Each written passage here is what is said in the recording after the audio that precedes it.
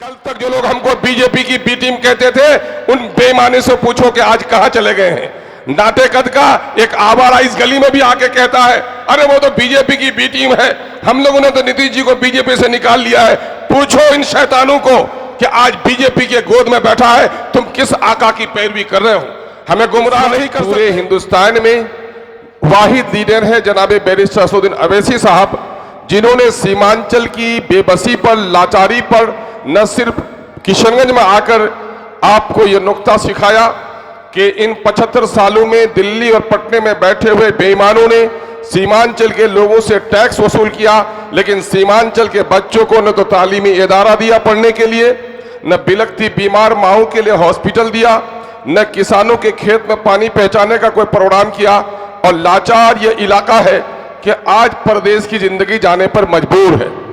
Barrister Asaduddin Owaisi साहब ने कहा था कि ऐ सीमांचल के लोगों, तुम अपने जमीर में झांक कर देखो, दिल्ली और पटने में बैठे हुए इन बेईमानों ने तुम्हारे साथ कितना जुल्म किया है। मुल्क आजाद हुआ था तो सबसे पहले सूरज की किरणों ने तुम्हें सन 1947 के 15 अगस्त को सलाम किया था। महाराष्ट्र में 1 घंटे के बाद आजादी की किरण पहुंची थी, पंजाब में 45 मिनट के बाद आजादी की किरण पहुंची थी, लेकिन आजादी के सौगात तो सबको मिल गए और तुमको आजादी का कोई सौगात नहीं मिल पाए, बल्कि गुलाम हिंदुस्तान की तरह आज आजाद भारत में भी तुम्हारी हालत गुलामों जैसी है। क्या इस बेबसी से तुम निकलना नहीं चाहते? उन्होंने कहा कि दुनिया की सारी कौमों की तारीख पढ़ लो, खुदा रब्बुल आलमीन ने अपनी किताब में कह दिया है, इन्नल्लाह ला युगय्यिरु मा बिकौमिन हत्ता युगय्यिरु मा बिअनफुसिहिम। खुदा उस कौम की हालत नहीं बदलता जो कौम अपनी हालत को बदलने के लिए तैयार न हो। मैं तुम्हें सलाम करता हूं, तुम्हारी मौजूदगी नौजवानों और बुजुर्गों, हमारे मोहतरम बुजुर्गों, आपकी नुमाइंदगी इस इजलास में इस बात की अलामत है कि सीमांचल की सरजमीन ने अब जुल्म सहने नहीं, जालिमों के कहने पर तालियां बजाने के लिए नहीं, बल्कि जालिमों के खिलाफ उनके गाल पे तमाचा मारने के लिए अपना हाथ दस्तो बाजू तैयार कर लिया है। और जो कुछ बैरिस्टर असदुद्दीन अवैसी साहब कह रहे थे, मीडिया के लोग झुठला रहे थे, ये पलटू राम उकसा रहे थे, सत्य के दलाल कह रहे थे कि अवैसी साहब खामखा का डेटा पेश कर रहे हैं। कल तक जो लोग हमको बीजेपी की बी टीम कहते थे, उन बेईमानी से पूछो कि आज कहां चले गए हैं। नाटे कद का एक आवारा इस गली में भी आके कहता है, अरे वो तो बीजेपी की बी टीम है, हम लोगों ने तो नीतीश जी को बीजेपी से निकाल लिया है। पूछो इन शैतानों को कि आज बीजेपी के गोद में बैठा है, तुम किस आका की पैरवी कर रहे हो। हमें गुमराह नहीं कर सकते। मौलाना मरहूम असराउल हक साहब रहमतुल्लाह अलैह की मज़ार यहाँ से करीब ही है, उनकी रूह से पूछ लो, मौत तो इंसान को आनी है, लेकिन कांग्रेस के जालिमाना सलूक ने जब हमारी शरीयत पर हमला हुआ तो हमारे एक आलिम दीन को बोलने की इजाजत नहीं दी। यकीनन है हयात और मौत का फैसला तो खुदा करता है, बीमारी से, हादसे से मौत होती है। मौलाना का जो इंतकाल हुआ है, यकीनन है कि दिल के एक कोने में बड़ा दर्द उनका था कि शरीयत पर हमला हो रहा था, मेरी पार्टी ने मुझे बोलने की इजाजत नहीं दी। मैं इस वक्त सिर्फ आपके लिए इंसाफ की बात कहूंगा कि इस सीमांचल के नौजवानों, अपने साथ इंसाफ करो। अख्तुल ईमान आप सबके सामने में खड़ा है। मैं 2014 में उम्मीदवार बनकर आया था।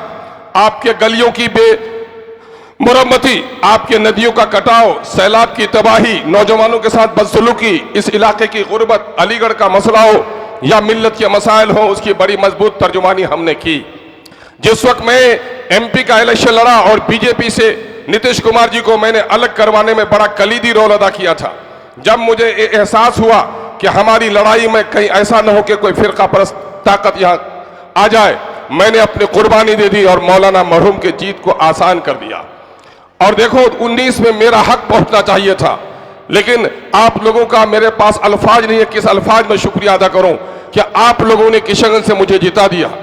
हमारे लिए अमोर बैसा की जमीन नहीं थी, उन भाइयों से मैं करीब से मिल न सका था। वो लोग ठीक से जावेद साहब को जान भी नहीं रहे थे कि सोने के चमचे को लेकर जिनकी पैदाइश हो, वो गरीबों की झोपड़ियों के दर्द को नहीं जान सकता। गलत फहमी में उनको वोट दे दिया, आज पूरी कौम पछता रही है। मैंने कभी कहा है कि यकीन जानो, कबूतर के आशियाने से चील कभी जन्म नहीं ले सकता है। और अब गय्यूर नौजवानों ने फैसला कर लिया है कि सीमांचल की सरजमीन से कोई फिरका परस्त ताकत नहीं जीत सकती है, हम उसे जीतने की इजाजत नहीं देंगे। मैं इस वक्त आया हूं कि जिस वक्त बैरिस्टर असदुद्दीन अवैसी साहब आपकी तर्जुमानी करते हैं, आपका दिल बड़ा हो जाता है। एक वाक़े की खबर देकर मैं बैठना चाहूंगा। मैं अपने हबीब को सुनना चाह रहा हूं, अपने लीडर को सुनना चाह रहा हूं। अभी बिहार में गरीबों के, भिखमंगों के खून और पसीने की कमाई और भीख के पैसों के टैक्स से 500 करोड़ में जाति आधारित गणना हुआ। आपके यहां मास्टर साहब पहुंचे थे कि नहीं घर गिनने के लिए? पहुंचे थे। पैसा आपका था। 500 करोड़ रुपया बाजाबता असेंबली में पारित किया गया। सेक्रेटरी से लेकर डीएम तक, डीएम से एसडीओ तक, एसडीओ से बीडीओ तक, बीडीओ से लेकर ग्राम सेवक तक 3 महीने तक कोई काम आपका नहीं हुआ। क्या हो रहा है? गणना हो रहा है, जाति गणना हो रहा है।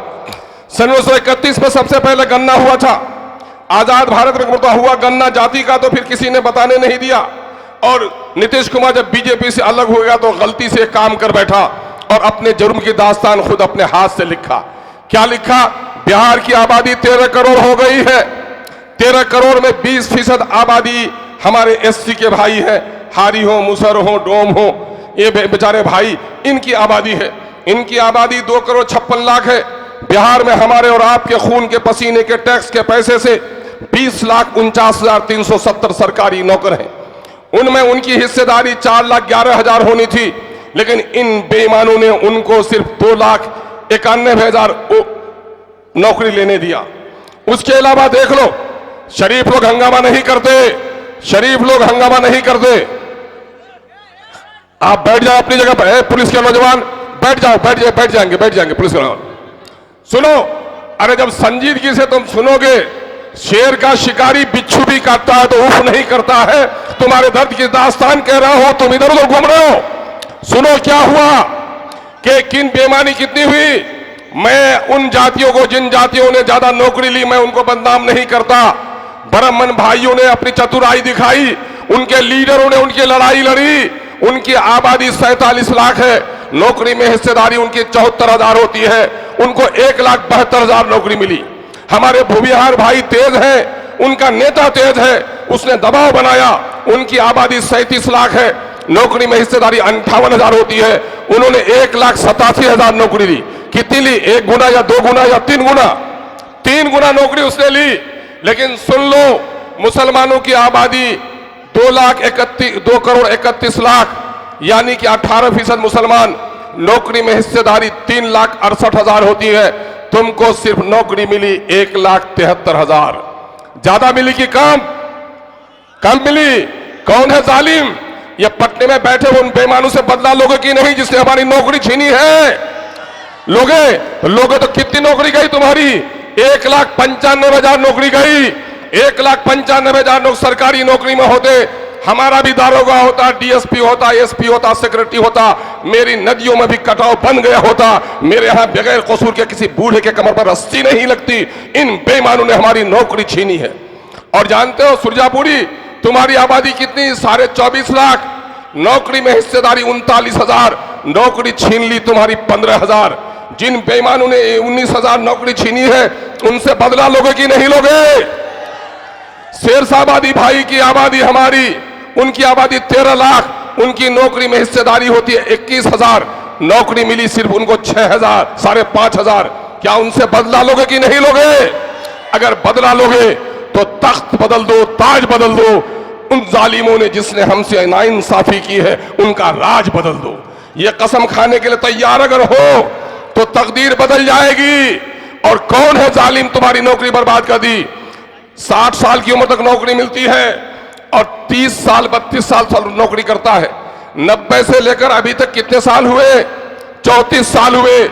ये सारी नौकरी राजद के जमाने के हैं, ये सारी नौकरी जदयू के जमाने के हैं। भाजपा भी रही है, कांग्रेस भी रही है, इसलिए सबके दिल में है खोट। सबने दिया है हमको चोट, अब तय कर लिया है सीमांचल ने, अब न देंगे इन बेईमानों को वोट। अब अपनी पार्टी अपना वोट, इनकलाबी नारे के साथ पार्टी आपके दरमियान में आई है। एक आखिरी खबर देकर जाता हूं। महानंदा बेसिन का पैसा मंजूर करा गया 2008 में। तस्लीमुद्दीन साहब की कोशिश थी, सेंटर का प्रोग्राम था, इन बेईमानों ने उस काम को होने नहीं दिया। अभी क्या हुआ है? हमारी नदियां घनी, खेतों में पानी नहीं पहुंचा। अभी फिर ये लोग नया प्रोग्राम ला रहा है, कोसी मेची लिंक करने का। कोसी से मेची को जोड़ा जाएगा, खेतों में पानी पटाना होगा तो वो दूसरी जगह पटाएंगे, जब सैलाब का पानी होगा तो वो मेची में बहा जाएगा। हम ये कब भी होने नहीं देंगे। ये कब होगा? ये उस वक्त होगा जब असेंबली और पार्लियामेंट में आपकी ताकत हो। आइए हम तय करते हैं कि दस्तों बाजू कट जाए आदमी जिंदा रह सकता है, जिसकी गर्दन कट जाए वो लाश है। जिस कौम की जिस जिस्म में गर्दन नहीं वो लाश है। जिस कौम का कोई लीडर नहीं वो कौम भी मुर्दों के मानिंद है। अब हमने तय कर लिया है, अब हम ऐरे गैरे को अपना लीडर नहीं बनाएंगे। जो मेरे दर्द की आवाज लगाएगा हम उसी को लीडर बनाएंगे। तय कर रहे हो? अपना लीडर कौन? बैरिस्टर असदुद्दीन अवैसी। अपना लीडर कौन? अपना लीडर कौन? अब मैं आपके लीडर और आपके बीच में मखल नहीं होना चाहता। मैं चाहता हूं मेरे लीडर आपको आए, उससे बुलाते हुए पहले जब वो पार्लियामेंट में खड़े होते हैं तो छक्कों के छक्के छूट जाते हैं। छूटते कि नहीं छूटते छक्कों के? तो आज मैं उनको बुला रहा हूं कि रुस्तुम का बदन, रुस्तुम बहुत बड़ा पहलवान था, रुस्तुम का बदन जेरे कफन कांप रहा है। अल्लाह रे किस शेर की आमद है कि रन कांप रहा है। मेरी मुराद है हमारे और आपके कायद जनाब बैरिस्टर असदुद्दीन अवैसी साहब।